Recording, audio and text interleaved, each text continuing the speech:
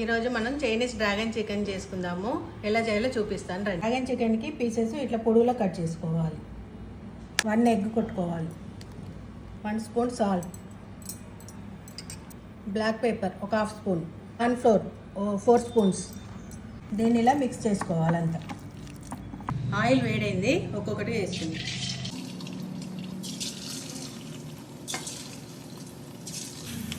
Colour వచ్చింది కదా, ఇప్పుడు తీద్దాం గోల్డెన్ కలర్.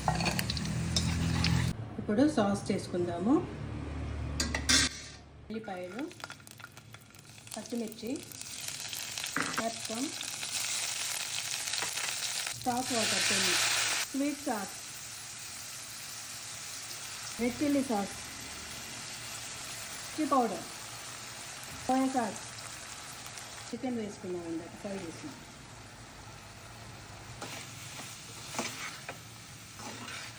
ఫ్లోర్, కొత్తిమీర,